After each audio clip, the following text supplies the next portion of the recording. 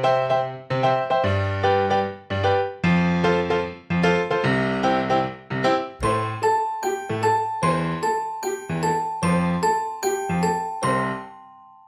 folks, I'm Steve from Number 12 Cider, back again with my partner Colin, and glad to have you back. Today we're going to talk about hopped cider. We actually recently made and released a hopped cider that we call Contraband. It's really fantastic. We have a glass here. Cheers. So we'll mix it up this time with starting with a cheers, seeing what that tastes like. It's really nice. It has a nice aroma and flavor profile that's quite a bit different than a cider that doesn't have hops. But you know,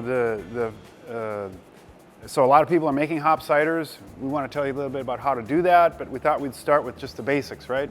Like, first of all, what is a hop is a question a cider purist might ask. Anybody who drank beer would probably know what we're talking about here, but hop is actually a kind of flower. It grows on a vine. If you've ever been to a hop farm, the vines are like 15, 20 feet tall, and they have a lot of these flowers. The flowers are actually green. They almost look like little leafy bulbs. But by the time they make it to people that are hopping their ciders or hopping their beers, the companies that distribute hops pelletize them. They make them into little small pellets that are more concentrated hop flavors, right? And easier to work with too, yeah. So you'll see what we're going to do here today is talk about our process and also just the fun of making a hop cider. I mean, as a cider maker, I think hopping or dry hopping is just one more way to add an element of interest or complexity to a cider that you wouldn't normally get. Many times hops have floral character, and that's something that we don't often find with apples or yeast, which we think are the two most important factors in your final product. So this is a way to add a floral nature to something and just kind of diverge a little bit away from the regular ciders. Yeah, and you get, there's a couple of other things you can get from hops. One is a bitterness, and another is sort of a vegetal, earthy, grassy kind of profile. Mm-hmm. And on the bitterness side, I probably should say that brewers, you know, like with the really bitter, so-called hoppy beers, like your IPAs, they actually boil the hops. We're not going to boil. Boiling the hops for an hour is when you get an opportunity to release some more intense bitter oils from the hops. And we're not really aware of anybody other than our own experiments experimenting with boiling hops in cider. So maybe that's for another day, but generally what's done is called dry hopping. Yeah, and dry hopping, which we'll demonstrate here in a moment, is very simply adding a little bit of a lighter flavor, some characteristic aromas from those hops to the cider without overpowering it with that bitterness that Steve's talking about. And cider, as we know, can be a little more delicate than beer in some cases, and gets easily overwhelmed by stronger flavors. And certainly that bitterness is something we probably want to steer away from in this. Now that I say that, of course, we have people out there that are probably thinking, I want the most bitter race to 100 IBU cider I can find, and they're gonna do exactly what we didn't say. So, but in our case, we like just a little lighter flavor and some of those aromatic qualities. So we're going to do that dry hopping concept. And what that means is we're going to add the hops, which I have some pre-measured hops right here, and we're going to add those after the cider is already fermented. So this has already gone through fermentation. It's a finished product, other than we're going to add the hops to it and add a little characteristics. Yeah, and this is a good dry cider, but it's our experimental cider for hopping purposes. So right. If you have a good dry cider, that you can spare like some experimental batches with, like we do, then you know that's a good place to start with, right? And we should mention too, you know, if you look at these hop options we have on the table here, we were approached. What got us into this whole mess in the first place? We were approached by Yakima Valley Hops out of Washington. The recent craft beer convention was in Minneapolis in this last month. And they were here as a vendor and wanting to collaborate with some local breweries and cideries. So they reached out and challenged us to come up with a hop cider, and we thought what a great opportunity for us to experiment, try some different things, see what we like, what we don't like, and then hopefully end up with what we think in the end is a great finished product. And they have a lot of different kinds of hops, right? I mean, Colin just showed you a few. We have a few others that we experimented with. And each of these hops imparts a little different flavor character. Like, what are some examples? Yeah, I mean, so we have Citra is a very common hop used in cider making. Adds kind of a lemon lime, a little melon note to it, so kind of a fruity, citrusy. We got things like Nelson Sauvin out of New Zealand. This is one called a Zeka, which interestingly enough adds kind of a minty note to it, kind of that grassiness you were talking about. And then we're going to use actually Mosaic today, which is a straightforward, adds kind of a fruitiness to it, steers away from the bitterness, but we'll add things like peach and blueberry even, or tangerine, things like that. Those are flavor notes that you might get from using these hops, and the only way to really know is to try it, to do trial and error, right. you know? Right. And so today we're using Mosaic, but like Colin was saying, we used all these other different kinds of hops to see what was working best for us. So you want to give it a try? So let's do it, yeah. So thanks to Ariel and the team at Yakima Valley. We're excited to present to this. Yakima Valley. And here we go.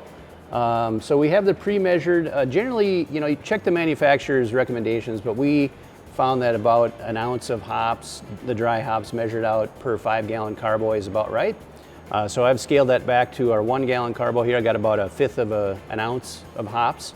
And these are pellet form Mosaic. A couple ways we could do this. I could just go straight in with it, which I will. We have a muslin bag, which, you know, if you wanted to make it easier to filter later, you could stick the muslin bag inside of there and then pour this through, so it's not going to be quite exposed directly to the liquid. Good luck getting it out in this case. Yeah, the hard part is fishing it out later, but you could do that. You might want to tie a string to it, let's just say. Yeah, and all we're doing, I'm just going to pour it directly in, we'll show you what that looks like. What happens, these pellets will hit the liquid, they'll eventually break apart, and they will disperse into the liquid. Now, some of them are sinking down, some are floating. Eventually, they'll all be dispersed equally inside that cider. There's something called a swirling method that's, you know, I guess in the beer world they might call it whirlpooling. And the idea there is you swirl your liquid to give the most surface contact to those hops and allow that kind of flavor to seep out into the cider in this case. So that's a very simple thing. In this case with the carbo, you're just going to, by hand, swirl it around as you would almost when you're mixing your yeast in or things like that. I can see the pellets are sort of floating. They're midstream, they're everywhere in there. It's going to take a little while for them to kind of break up. But what we'll do now, this is, as I marked on the tag back here, this is day one now of putting our hops in. We're going to keep a close eye on what we like and how many days we want that in there. And every time I pass by this carboy, whether it's at home or in the shop here, I will see that and I'll just swirl it around. As much as I can do that over the next couple days is going to give a stronger flavor to that cider. And eventually these pellets are going to soak up, you know, they're going to fully absorb the cider, they're going to break up into little chunks, and we're going to, you know, we're going to do it for about 3 days. That's our trial and error for this hop led us to believe that 3 days is a good time for doing that, right? Yeah, I mean, what we did is tasted it on day one, tasted day two, tasted day three. We found that was the best representation of the flavor.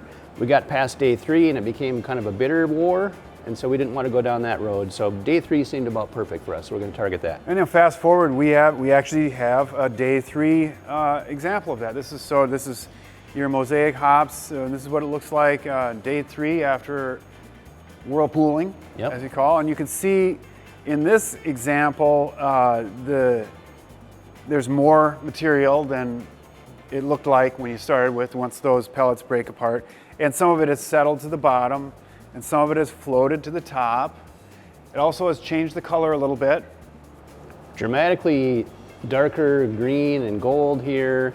This is still pretty light, a little greenish.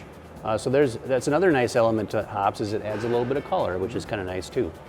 So now we're ready to extract the cider from the hop cider mixture.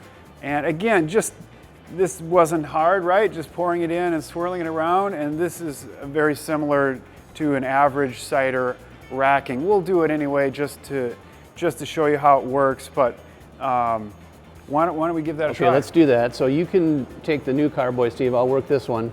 And we see that there's hops floating in the surface and they're settled in the bottom. So I want to try to pull the liquid from the middle as much as I can. We're also going to run this through that muslin bag, which is just another way to filter.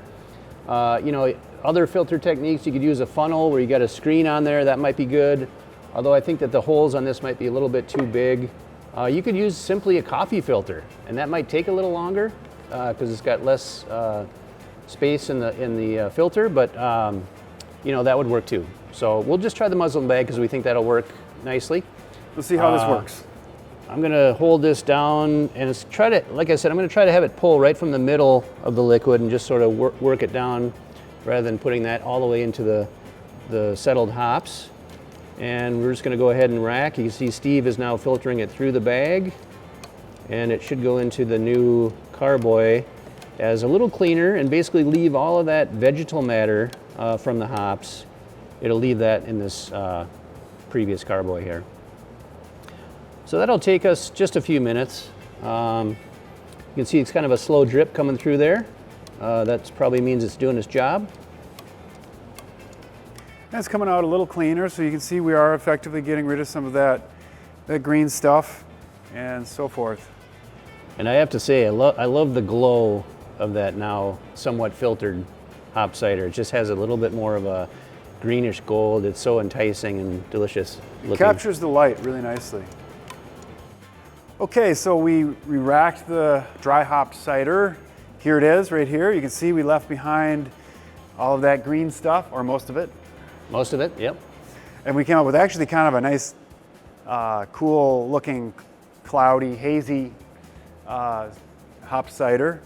And it looks great, if you ask me. It looks great.